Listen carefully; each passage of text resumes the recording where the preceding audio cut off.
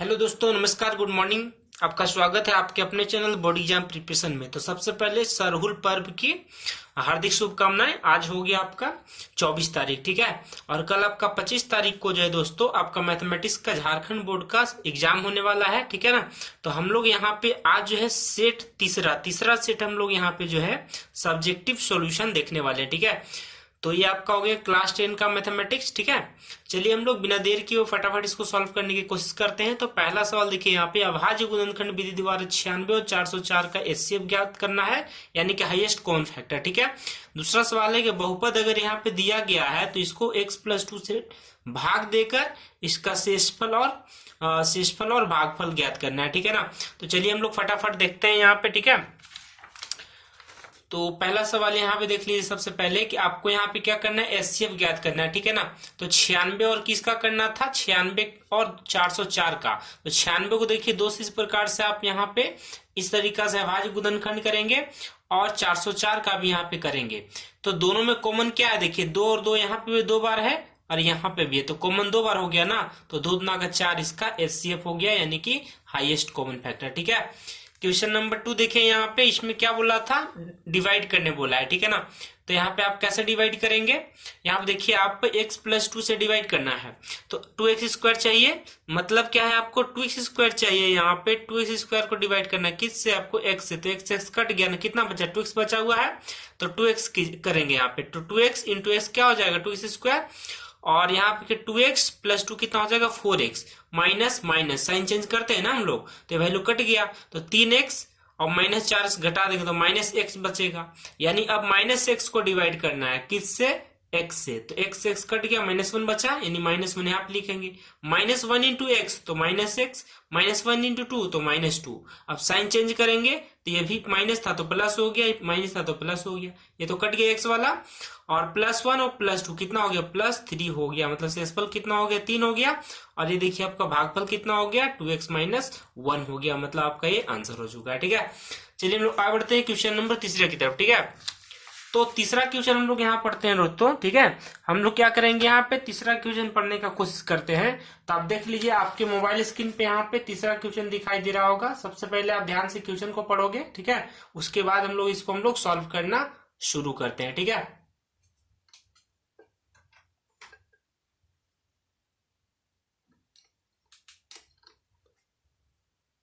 तीसरा क्वेश्चन है दोस्तों, उम्मीद है आप पढ़ लिए होंगे यहाँ पे, ठीक है। PQR एक त्रिभुज दिया गया, ठीक है ना, जिसके PQ और QR पर क्रमशः क्या है, S और T दिया गया है। इस प्रकार दिया गया है कि एंगल P यानी कोण P जो है कोण RTS के बराबर है। तो हमें क्या दर्शाना है कि त्रिभुज RPQ और त्रिभुज RTS क्या है, आपस में समरूप त्रिभुज है, ठीक है।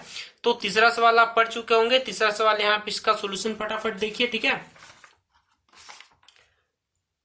तो ये देखिए आपका सॉल्यूशन रहा तीसरे सवाल का, ठीक है। तो तीसरे सवाल का सॉल्यूशन यहाँ पे देखेंगे आप। तो मैंने यहाँ पे क्या किया हुआ है, सबसे पहले ध्यान से देखिए आप। तो फिगर जैसा बोला हुआ था यहाँ पे PQR में, है ना, तो मैंने बना दिया हुआ है। जैसा सवाल बोला था उसके हिसाब से मैंने फिगर बना दिया। अब बोला है यहाँ पे कि कोण P जो है और कोण T, मतलब ये वाला, ये हो गया आपका RTS, ये हो गया P, आपस में क्या है, बराबर है, ठीक है ना। हमें क्या सिद्ध करना है, हमें सिद्ध करना है कि RPQ त्रिभुज और RTS त्रिभुज आपस में क्या है, समरूप है, ठीक है। तो सबसे पहले मैंने क्या किया हुआ है, दोनों त्रिभुज में ले लिया, RPQ और RTS में ले लिया। तो ये तो आपको दिया हुआ है। और R और R क्या है दोस्तों, कॉमन है। ये वाला जो है आपका R दोनों में कॉमन है, तो 2 एंगल मिल गया ना। तो आप क्या लिखोगे, AA समरूपता से, ठीक है। AA समरूपता से त्रिभुज RPQ समरूप हो गया त्रिभुज RTS का, ये आपका सत्यापित हो गया, यानी कि प्रूफ हो गया, ठीक है। आगे बढ़ते हम लोग क्वेश्चन नंबर 4 की तरफ, ठीक है। तो क्वेश्चन नंबर 4 यहाँ पे आप देखोगे, 3 तक हमारा क्वेश्चन कंप्लीट हो चुका है। क्वेश्चन नंबर 4 यहाँ पे आप देखिए। तो क्वेश्चन नंबर 4 पूछा गया है कि बिंदुओं A, तथा -A, -B के बीच दूरी ज्ञात करना है। तो आपको दूरी सूत्र यहाँ पे लगने वाला है, ठीक है। तो क्वेश्चन नंबर 4 यहाँ पे देख लीजिए, आपके पास क्या करना है, आप क्या करोगे यहाँ पे, आप यहाँ पे करोगे A -A, तो माइनस क्या हो गया, प्लस हो चुका है। B - B, तो B पहले से है निगेटिव और B फॉर्मूला में होता है। आगे यहाँ पे हमने कौन सा फॉर्मूला यहाँ पे लगाया हुआ दोस्तों, देखिए यहाँ पे x2 - x1 whole square plus y2 - y1 whole square, ठीक है। वैसे 2 पेपर में पहले भी डिस्कस कर चुका हूं, तो आपको एक आइडिया हो चुका होगा, ठीक है ना। तो यहाँ पे a + a 2a हो गया, 2a का square, b plus b two भी हो गया, 2b का स्क्वायर, ठीक है। तो 2a का स्क्वायर कितना 4a स्क्वायर, 2b का स्क्वायर कितना 4b स्क्वायर, 4 4 कॉमन ले लीजिए, a square plus b square बचेगा। अब 4 यहाँ पे अंडर रूट में है तो 2 बाहर आ जाएगा, यानी कि आपका आंसर हो चुका है, ठीक है। तो 4 क्वेश्चन हमारा फिनिश हो चुका है। आगे बढ़िए क्वेश्चन नंबर 5 की तरफ। तो 5वां क्वेश्चन क्या बोला है कि मान ज्ञात करना है, sine 60 into cos 30 plus sine 30 into cos 60 का मान ज्ञात करना है, ठीक है। तो चलिए हम लोग यहाँ पे मान ज्ञात कर लेते हैं, यहाँ पे क्वेश्चन नंबर 5 का, ठीक है। तो साइन 60 का मान कितना होता है √3/2, कोस 30 का √3/2, प्लस है तो प्लस, साइन 30 का मान 1/2, कोस 60 का मान 1/2, √3 इंटू करेंगे तो क्या हो जाएगा 3 हो जाएगा, 2 इंटू 2 कितना हो जाएगा 4 हो जाएगा, प्लस है तो प्लस, 1 इंटू 1 1 रह जाएगा, 2 इंटू 2 4 हो गया। अब इसका एलसीएम ले लीजिए, है ना, तो 3 + 1 कितना 4 हो गया, 4/4 कट गया तो कितना आंसर हो गया 1 हो गया, ठीक है ना। चलिए आपका 5वां सवाल कंप्लीट होता है। आगे हम लोग बढ़ते हैं सवाल नंबर 6 की तरफ, ठीक है। तो क्वेश्चन नंबर 6 पूछा गया दोस्तों आपसे कि यहाँ बोला गया है कि व्यास के सिरों, है ना, सिद्ध कीजिए किसी वृत्त के किसी व्यास के सिरों पर खींची गई स्पर्श रेखाएं समांतर होती है। तो व्यास के सिरा पे खींचना है, ठीक दोस्तों। तो मैं देखिए यहाँ पे कैसे खींच के रखा हूं, आप ध्यान से देखोगे तो यहाँ देखिए क्वेश्चन नंबर 6 है आपके सामने, ठीक है, आपका मोबाइल स्क्रीन में दिखाई दे रहा होगा। तो यहाँ देखिए आपके पास फिगर मैंने बना दिया हुआ है, वो इसका क्या हो गया, वो आपका यहाँ पे केंद्र बिंदु हो गया। तो ए बी मैंने मान लिया कि ए बी और सी डी यहाँ पे क्या है, ए बी और सी डी क्या है, 2 स्पर्श रेखाएं हैं, ठीक है ना। वो केंद्र वाले एक वृत्त दिया गया, ठीक है। हमें क्या सिद्ध करना है कि ए बी और सी डी आपस में क्या है, समांतर है, ठीक है। तो सबसे पहले यहाँ पे क्या देखोगे, प्रमाण के रूप में ओपी जो है, ये देखिए ओपी, ओ यहाँ से लेकर ओपी क्या है, ए बी पे लंब है, ठीक है। उसी प्रकार देखोगे तो ये क्या हो गया 90 डिग्री। उसी प्रकार देखोगे ओ क्यू यहाँ पे क्या है, सी डी पे लंब है, मतलब ये आपका ओ क्यू डी एंगल क्या हो गया 90 डिग्री। 2 समीकरण मिल चुका है। दोनों समीकरण से आप ध्यान से देखोगे ना, तो दोनों समीकरण क्या देखोगे, एकांतर कोण। यहाँ पे देखिए ये वाला कोण, यहाँ पे देखिए ये वाला कोण, तो एकांतर कोण आपस में क्या है, बराबर है। समीकरण 1 तथा 2 से आप क्या देखोगे, एकांतर कोण क्या है, बराबर है, ठीक है। तो हम लोग क्या जानते हैं दोस्तों कि जब एकांतर कोण बराबर होती है ना, तो यहाँ पे रेखाएं क्या होती है, समांतर होती है। तो लास्ट में आपको लिखना है कि अतः किसी वृत्त के किसी व्यास के सिरों पर खींची गई स्पर्श रेखाएं समांतर होती है, ये आपका प्रूफ हो चुका है, ठीक है। चलिए आपका क्वेश्चन नंबर 6 कंप्लीट होता है। आगे हम लोग बढ़ते हैं क्वेश्चन नंबर 7 की तरफ। तो 7 नंबर क्वेश्चन पूछा गया है कि एक पासे को एक बार फेंका जाता है तो निम्नलिखित प्राप्त करने की प्रायिकता ज्ञात कीजिए। तो एक बोला है कि विषम संख्या आने की प्रायिकता, फिर बोला अभाज्य संख्या आने की प्रायिकता। तो जब आप पासा फेंकते हो दोस्तों, तो आपके पास पासा में टोटल कितना होता है, 6 होता है, 6 फलन होता है, 6 फेस होता है, ठीक है ना। तो आप क्या लिखोगे, पासा जब फेंका जाता है तो कुल परिणाम की संख्या कितना हो जाएगा, 6 होगा। अब बोला विषम संख्या, तो 1 3 और 5 तीनों क्या है, विषम संख्या। पासा में 1 से लेकर 6 तक होता है, 1 3 5 क्या है, विषम संख्या है। तो 1 2 3 हो गया, टोटल कितना 6, तो 3/6 कितना 1/2 हो गया, ठीक है। अभाज्य संख्या बोला है तो 2 भी अभाज्य है, 3 भी अभाज्य है, 5 भी अभाज्य है, मतलब 1 2 3 तो 3/6 हो गया। तो ये आपका आंसर हो चुका है, ठीक है। चलिए आगे हम लोग बढ़ते हैं। क्वेश्चन नंबर 7 कंप्लीट होता है। क्वेश्चन नंबर 8 की तरफ हम लोग आगे बढ़ेंगे, ठीक है। तो क्वेश्चन नंबर 8 देखिए, यहाँ पे आपसे पूछा गया, दर्शाने के लिए बोला गया, ठीक है, मतलब प्रूफ करना है, ठीक है। क्वेश्चन नंबर 8 यहाँ पे देखिए आपसे पूछा गया, दर्शाइए। हाँ, क्या दर्शाना है यहाँ पे कि प्रत्येक धनात्मक सम पूर्णांक जो है वो 2q के रूप में होता है, जबकि प्रत्येक विषम पूर्णांक जो होता है 2q + 1 के रूप में होता है, ठीक है ना। ये आपको दिखाना है ऐसा, ठीक है। चलिए हम लोग आगे बढ़ते हैं। यहाँ पे इसका सोल्यूशन देख लीजिए क्वेश्चन नंबर 8 का। तो क्वेश्चन नंबर 8 यहाँ पे देखिए आप, सबसे पहले हम लोग मानेंगे कि माना कि ए क्या है, भाजक है, बी आपका भाजक, सॉरी ये आपका भाज्य है, बी भाजक हो गया, आर शेषफल हो गया, क्यू आपका क्या हो गया, भागफल हो गया, क्वोशिएंट हो गया, ठीक है ना। तो ये हम लोग जानते हैं शर्त होता है, आर जो है 0 से बड़ा भी हो सकता है और बराबर भी हो सकता है। आर जो है यहाँ पे छोटा होगा, किससे, क्यू से, सॉरी बी से, ठीक है ना। तो यहाँ पे 2q के लिए लिखा गया था ना, ठीक है ना। तो 2 मैंने मान लिया है। शेषफल कितना, आर जो हो सकता है वो 2 से कम होना चाहिए इसके हिसाब से, तो 0 भी हो सकता है, 1 भी हो सकता है, ठीक है ना। चलिए आगे हम लोग बढ़ते हैं यहाँ पे। तो यूक्लिड विभाजन एल्गोरिथम से क्या लिखते हैं, भाज्य बराबर भाज्य गुना भागफल प्लस शेषफल, शॉर्ट में ऐसा लिखते हैं आप, ठीक है। तो धनात्मक a1 क्या हो जाएगा 2q + 0 यानी कि 2q, तो सम पूर्णांक 2 से विभाज्य हो जाएगा। उसी प्रकार a2 क्या लिखोगे आप, 2q + 1 यानी कि विषम पूर्णांक जो कि 2 से अविभाज्य है, यानी कि आपका प्रूफ हो चुका है, ठीक है। क्वेश्चन नंबर 9 यहाँ पे देखोगे, 9 नंबर क्या बोला गया, 2 समीकरण दिया गया, ये पहला समीकरण है, दूसरा समीकरण, इसको क्या करना है आपको, ग्राफीय विधि से हल करना है, ठीक है ना। चलिए 9 नंबर क्वेश्चन यहाँ पे देखते हैं। तो क्वेश्चन नंबर 9 यहाँ पे देखिए आप, यहाँ पे दो समीकरण दिया गया है, यदि x का मान 0 रखोगे y -2 आ जाएगा, x का मान 1 रखोगे तो y कितना हो जाएगा 0 हो जाएगा। तो इसी को मैंने टेबल यहाँ पे बना लिया, पहला समीकरण। दूसरा समीकरण देखो, y बराबर 4x - 4 दिया हुआ है, ठीक है ना। तो यहाँ पे क्या x का मान 0 रखोगे तो y का मान -4 हो जाएगा, x का मान 1 रखोगे तो आपका y का मान कितना हो जाएगा 0 हो जाएगा, ठीक है ना। तो दूसरा यहाँ पे आ चुका है। तो पहला देखिए 0, -2 मैंने बैठा दिया 0, -2, 1, 0, 1, 0।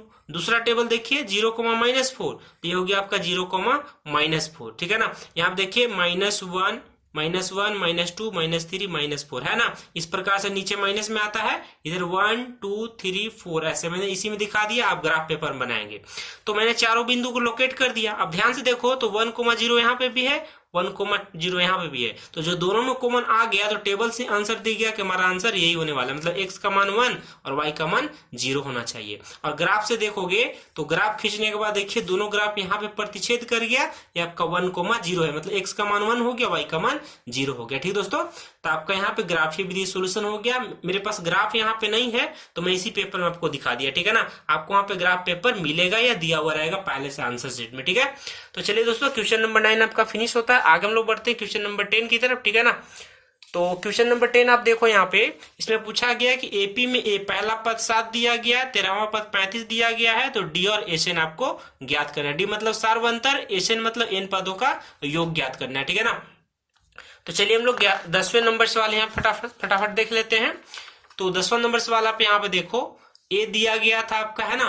तो मैंने क्या किया यहाँ पे, ए 13 कितना है 15, तो इसको क्या लिखेंगे ए प्लस 12 लिखेंगे, है ना। ए प्लस 12 लिखेंगे तो ए का मान कितना है आपका 7 दिया हुआ है, यहाँ से आप डी निकालेंगे तो डी कितना आ गया 7/3 आ गया, ठीक है। अब यहाँ पे क्या करोगे, एसएन का फॉर्मूला, तो एन कितना है 13 ना, तो S 13 n/2 A plus A N होता है। तो एन लिखो इसको या A13 लिखो, है ना, क्योंकि n का मान 13 है। तो n कितना 13/2, ए कितना 7, A13 13वां टर्म कितना है 35 है, सारे मान यहाँ पे रख दो, ठीक है। तो सारे मान जैसे यहाँ पे रखेंगे आप, ठीक है, तो ये क्या हो जाएगा 35 + 7 कितना हो जाएगा, 35 + 7 हो गया 42, तो 2 से काट दीजिए 21 बार में, 21 × 13 यानी कि 273 आपका आंसर हो चुका है। एसएन कितना आ गया आपका 273 आ गया, ठीक है ना। चलिए हम लोग आगे बढ़ते हैं क्वेश्चन नंबर 11 की तरफ। तो क्वेश्चन नंबर 11 आप यहाँ पे देखेंगे, सबसे पहले आप क्वेश्चन यहाँ पे पढ़ेंगे, ठीक है।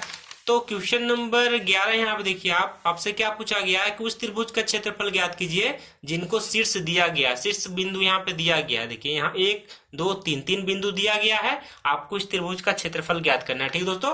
तो चलिए यहाँ पे फटाफट देख लीजिए आप, क्वेश्चन नंबर 11 है ये, ठीक है। तो 11 में यहाँ पे देखो क्वेश्चन नंबर, तो मैंने क्या किया, दिए गए बिंदु के हिसाब से मैंने त्रिभुज बना दिया यहाँ पे, ए बी सी तीनों point x1 y1 x2 y2 x3 y3 मैंने मान लिया।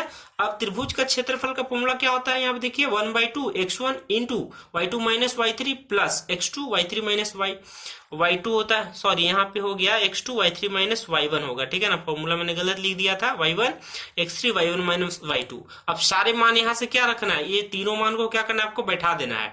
जैसे आप तीनों मान को यहाँ पे त्रिभुज पे रखोगे ना, तो आपका आंसर कितना आ जाएगा 13 वर्ग मात्रक, ठीक है। आपका आंसर कितना आ जाएगा 13 वर्ग मात्रक, ठीक है।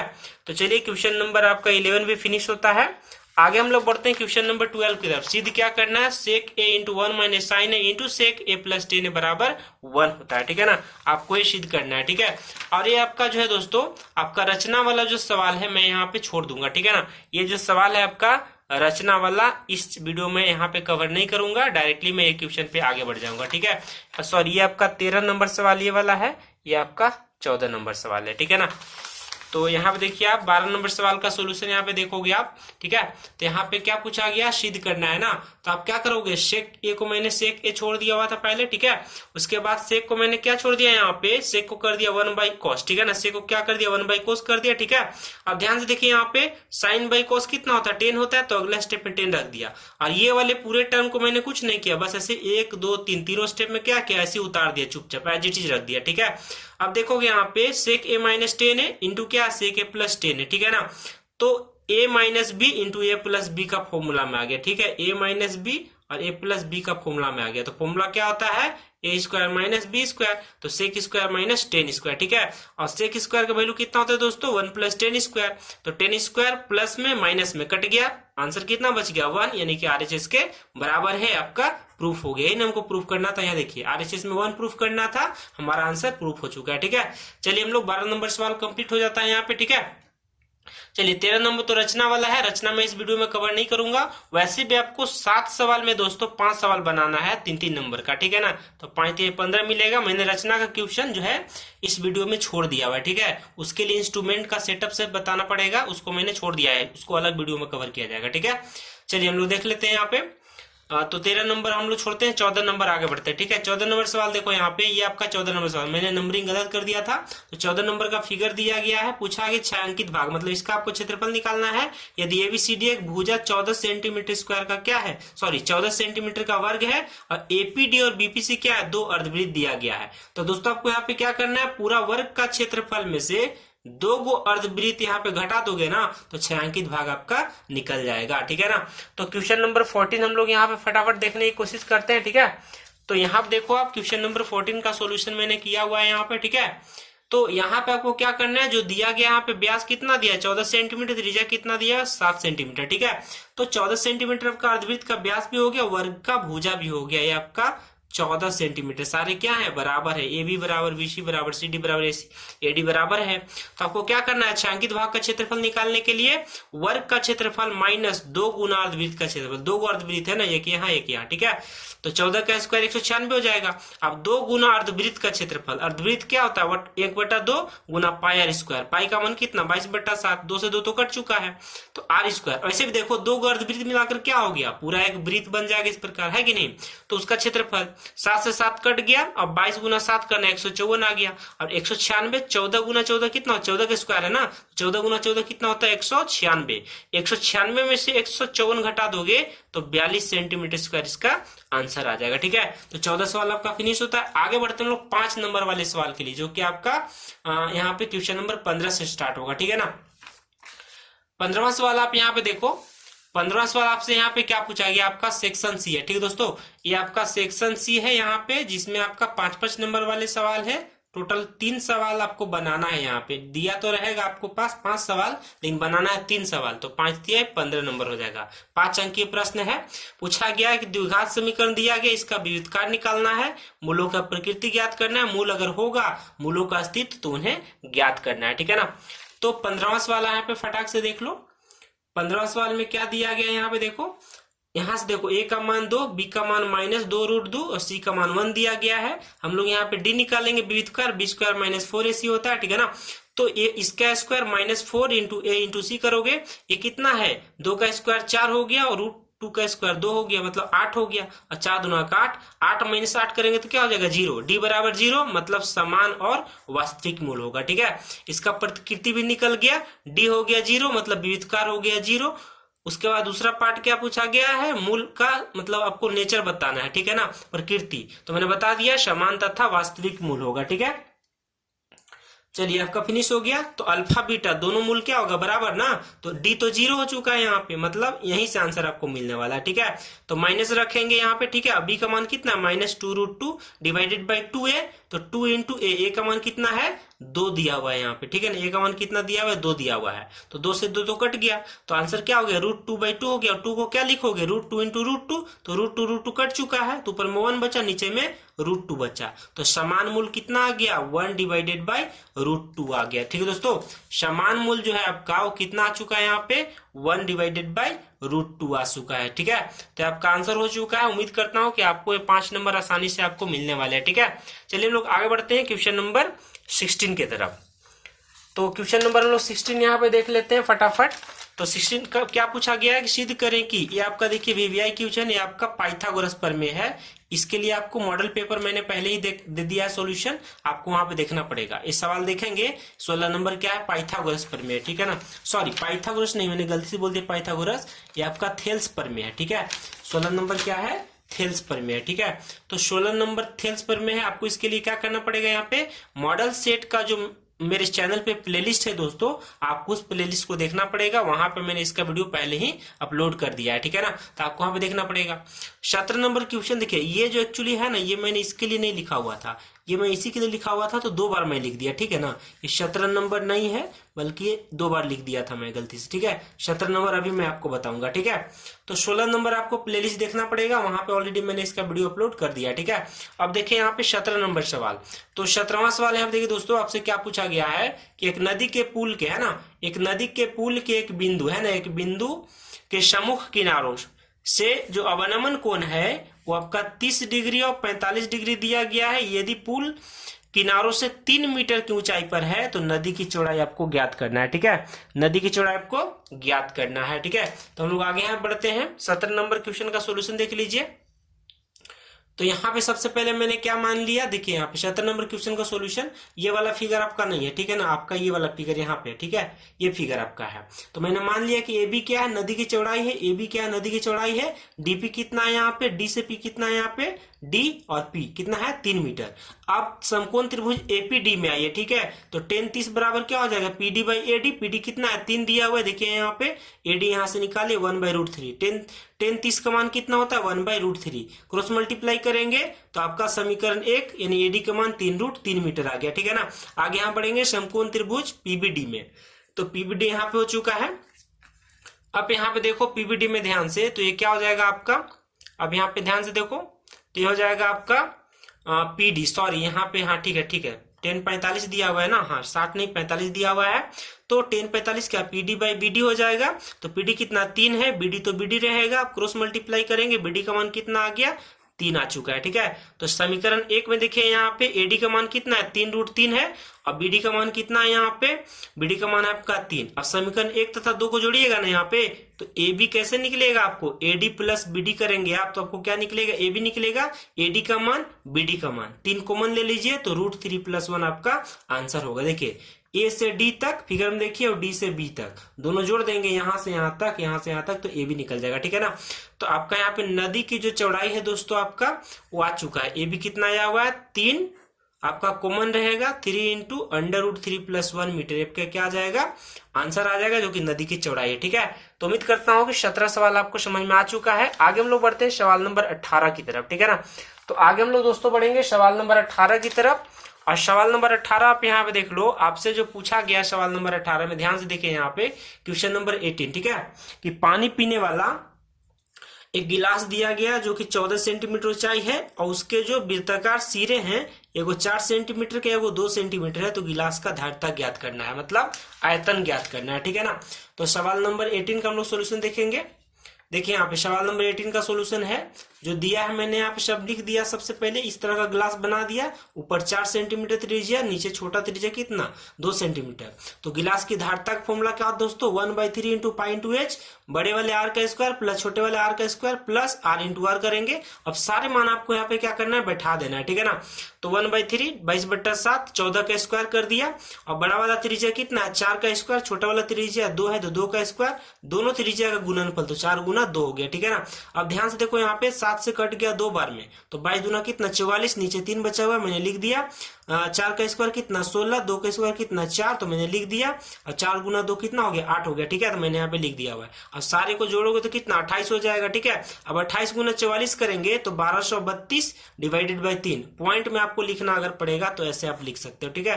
तो यहाँ पे आपका आंसर फिनिश हो गया 18 नंबर का। आगे हम लोग, ये आपका ग्लास का धारिता हो गया, ठीक है, मतलब आयतन हो गया, ठीक है ना। आयतन का ये फॉर्मूला आपको याद रखना पड़ेगा, ये फॉर्मूला बहुत इंपॉर्टेंट है, ठीक है। ये आपको याद रहेगा, तुरंत बन जाएगा, ठीक है, क्योंकि एक क्वेश्चन यहाँ से होने ही वाला है, पक्का है, ठीक है। चलिए हम लोग आखिरी सवाल यहाँ पे देखते हैं। बोला गया क्वेश्चन नंबर 19 में यहाँ पे कि बहुलक ज्ञात करना। बहुलक को अंग्रेजी में क्या बोलते हैं दोस्तों, मोड बोलते हैं, ठीक है ना। तो यहाँ पे देख लीजिए, ये आपका दिया गया सारा वर्ग अंतराल दिया है, बारंबारता दिया गया है, हम लोग निकाल लेंगे यहाँ पे, ठीक है। तो देखिए यहाँ पे आपका 19 नंबर क्वेश्चन का सॉल्यूशन यहाँ पे, ठीक है। तो क्वेश्चन नंबर 19 यहाँ पे आपसे पूछा गया, मैंने सारे टेबल बना दिया। सबसे अधिक वाला बारंबारता कौन है यहाँ पे 23 है, 23, तो आपका क्या हो गया F1 हो गया। इसके पहले ये वाला क्या हो गया आपका F0 हो गया। ये 14 क्या हो गया आपका F2 हो गया। F1 के बाद F2, 1 के पहले 0 तो F0 हो गया, सारा मान निकल गया। अब यहाँ पे देखिए कितना का अंतर है, 10 10 का अंतर है, तो एच का मान कितना हो गया 10 हो गया। अब जो सबसे अधिकतर बारंबारता है वहां से क्या निकलेगा, एल निकलेगा, तो एल बराबर कितना हो गया 35 हो गया, एल बराबर कितना हो गया 35 हो गया। ठीक दोस्तों, अब यहाँ पे बहुलक का फॉर्मूला लगा दिए, सारे मान मैंने यहाँ पे लिख दिया हुआ है। ठीक है, सारे मान मैंने यहाँ जो दिया लिख दिया। बहुलक का फॉर्मूला क्या होता है, ये वाला होता है। ठीक है ना, तो बहुलक का फॉर्मूला में सारा मान बैठा दीजिए यहाँ पे, f1 माइनस एफ नोट, यहाँ पे क्या 2f1 minus F note minus f2 into में h है, l क्या है प्लस में, सारे मान यहाँ पे बैठा दीजिए। उसके बाद कैलकुलेशन कर दिए, 23 माइनस 21 2 हो गया, 23 दूना 46 माइनस 21 माइनस 14 करेंगे आप तो 11 आ जाएगा। अब 20/11 कितना होता है 1.81 होता है। ठीक है ना, तो यहां से आपका 35 जोड़ दीजिए तो 36.81 आंसर हो गया। ठीक है दोस्तों, तो उम्मीद करता हूं दोस्तों कि आपका जो यहाँ पे मॉडल सेट तीसरा, अभी जो मैंने सब्जेक्टिव जो है मैथमेटिक्स का सेट 3 यहाँ पे फिनिश कर दिया, उम्मीद करता है आपको समझ में आ रहा होगा। ठीक है, अगर आप मेरे चैनल पे नए हैं तो चैनल को कर लीजिए फटाफट सब्सक्राइब, अगर वीडियो पसंद आता है तो लाइक और शेयर जरूर कीजिएगा, और कल के एग्जाम के लिए बेस्ट ऑफ लक। ठीक है दोस्तों, मिलते हैं हम लोग इसी प्रकार के अलग अलग सब्जेक्ट का मॉडल एनालिसिस के साथ। ठीक है, आज हम लोग इस वीडियो को फिनिश करते हैं। ठीक है, आज के लिए इतना ही, तब तक के लिए जय हिंद, वंदे मातरम।